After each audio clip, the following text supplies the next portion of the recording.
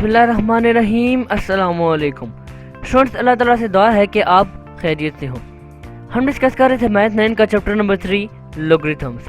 अगर आपको याद हो तो पिछले लास्ट लेक्चर से हम चैप्टर 3 की एक्सरसाइजेस को सॉल्व करते चले आ रहे हैं और लास्ट लेक्चर में हमने एक्सरसाइज 3.2 को फिनिश किया था। आज के लेक्चर में हम एक्सरसाइज 3.3 को स्टार्ट करेंगे, लेकिन एक्सरसाइज 3.3 से पहले हम लॉज ऑफ लॉगरिथम देखेंगे कि लॉगरिथम के लॉज दरअसल होते क्या हैं, और उसके बाद हम एक्सरसाइज 3.3 के फर्स्ट 3 क्वेश्चंस को सॉल्व करेंगे। तो आइए स्टार्ट करते हैं आज का लेक्चर।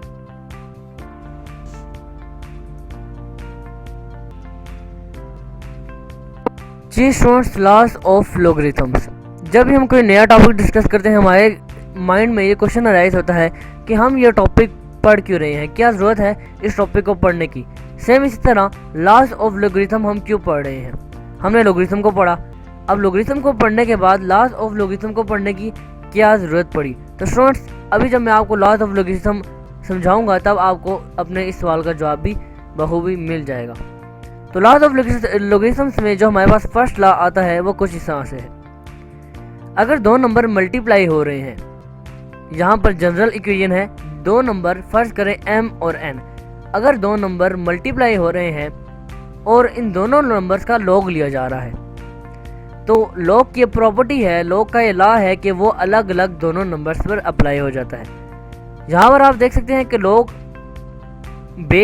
की बेस a है और m और n का लॉग लिया जा रहा है, लेकिन m और n जो यहाँ पर है ये दोनों मल्टीप्लाई हो रहे हैं।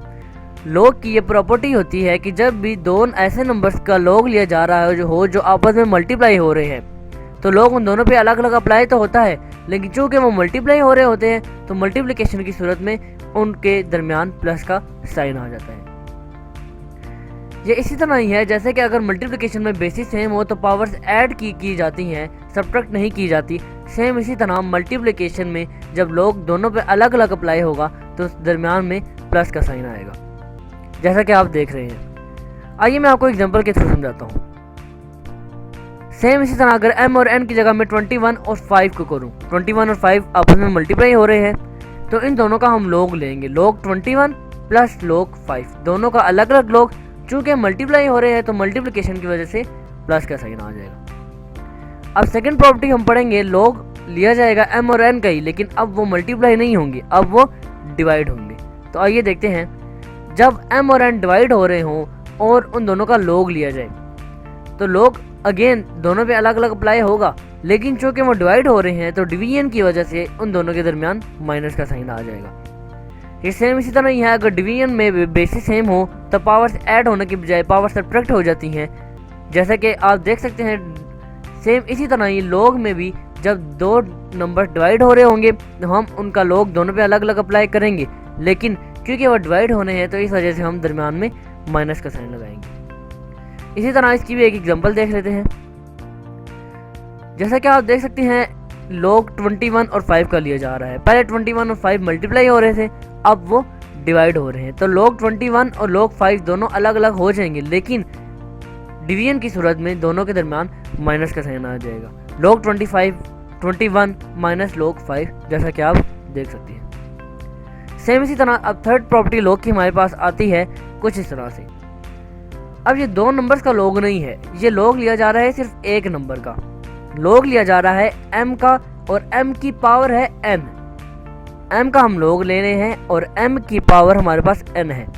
तो लॉग की ये प्रॉपर्टी होती है कि अगर किसी नंबर का लॉग लिया जा रहा हो और उस नंबर की फर्दर पावर भी गिवन हो तो उस पावर को हम लॉग से पहले ले आते हैं। अब यहाँ पर लॉग m है और m की पावर n, लॉग m पे अप्लाई हो रहा है, n पे नहीं, तो n पावर है m की, तो उसको हम लॉग से पहले ले आएंगे, जैसा कि आप देख सकते हैं। सेम इसी तरह हम इसकी एग्जांपल देखते हैं।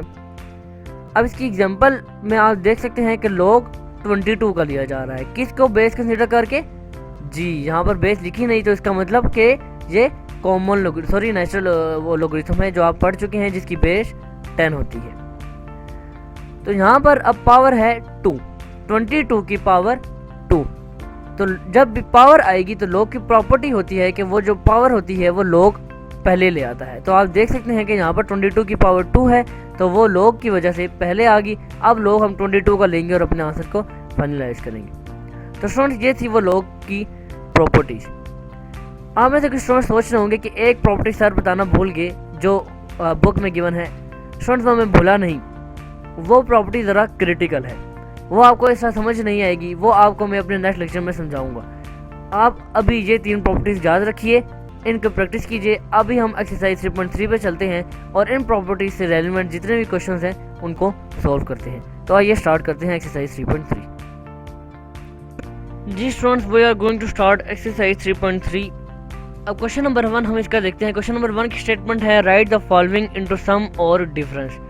हमें लॉग लिया जा रहा है दो नंबर्स का जो मल्टीप्लाई भी होंगे और डिवाइड भी होंगे और हम उनको हमने सम और डिफरेंस की सूरत में लिखना है। फर्स्ट पार्ट आप देख रहे हैं log into A multiply B. जी इसका आंसर आपने बताना है। जी ए और बी क्या हो रहे हैं? मल्टीप्लाई। तो जब मल्टीप्लाई हो तो प्लस आता है या माइनस? जी द आंसर इज प्लस। तो log a plus log b ये इसका आंसर है। क्लियर है? अब नेक्स्ट क्वेश्चन पे जाते हैं, question number 3। Question number 2 same इसी तरह बहुत इजी सा क्वेश्चन है। अगर आप इन सारे क्वेश्चन को समझेंगे तो क्वेश्चन नंबर 2 आप बआसानी खुद कर लेंगे। तो अब पार्ट नंबर 3 है log 21 multiply by 5 whole divided by 8। अब 21 और 5 क्या हो रहे हैं? मल्टीप्लाई हो रहे हैं। तो 21 और 5 के दरमियान क्या साइन आएगा? प्लस का साइन आएगा। लेकिन 8 जो है वो डिवाइड हो रहा है, तो 8 के डिवाइड होने की वजह से 8 के साथ माइनस का साइन आएगा। यानी इसको हम इस तरह लिखेंगे log 21 plus log 5 minus log 8। 21 और 5 के दरमियान प्लस इस वजह से क्योंकि वो मल्टीप्लाई हो रहे थे, और 5 और 8 के दरमियान में माइनस इस वजह से क्योंकि वो डिवाइड हो रहे थे। क्लियर है? आइए मूव करते हैं इसी तरह के नेक्स्ट पार्ट की जानिब। नेक्स्ट पार्ट में जो आपके सॉल्व करूंगा वो है 4th वन पार्ट। अब ये देखने में ज़रा मुश्किल लगता है क्योंकि इसमें क्यूब रूट लिया जा रहा है 7/15 का। अब इसको कैसे सोल्व करना है?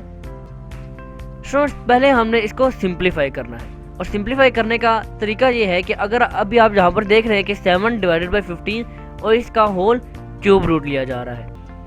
अब 7 और 15, खाली 7 और 15 को आप देखिए, क्यूब रूट को बुलाइए। 7 और 15 की पावर क्या है? जी 7 और 15 की पावर 1 है, जो कि हम लिखते नहीं, और उस पूरे का क्यूब रूट लिया जा रहा है। ये दरअसल रेडिकल फॉर्म है जो हमने चैप्टर 2 में पढ़ी थी।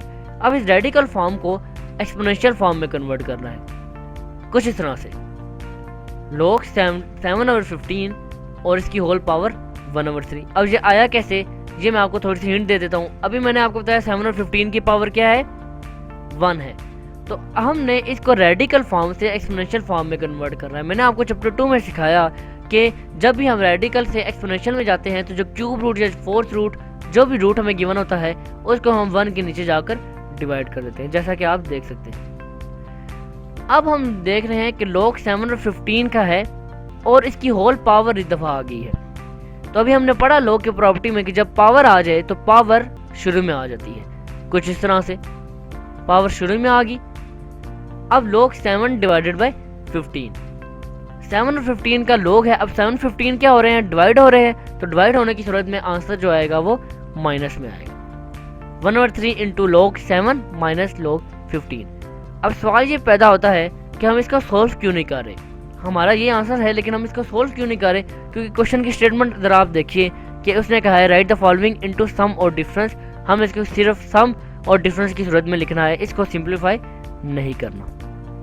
क्लियर है? आइए मूव करते हैं इसी क्वेश्चन के नेक्स्ट पार्ट की जानिब। नेक्स्ट पार्ट जो मैं आपके लिए सोल्व कर रहा हूँ वो है पार्ट नंबर 5। अब इसमें आप देख सकते हैं कि log 22 होल पावर 1/3 और डिवाइड हो रहा है 5 की पावर है 3। अब ये दोनों पे अलग अलग log अप्लाई होगा कुछ इस तरह से, क्योंकि ये दोनों हमारे पास जो है डिवाइड हो रहे हैं तो डिवीजन की सूरत में माइनस का साइन आएगा। अब यहाँ पर log 22 की पावर 1/3 है।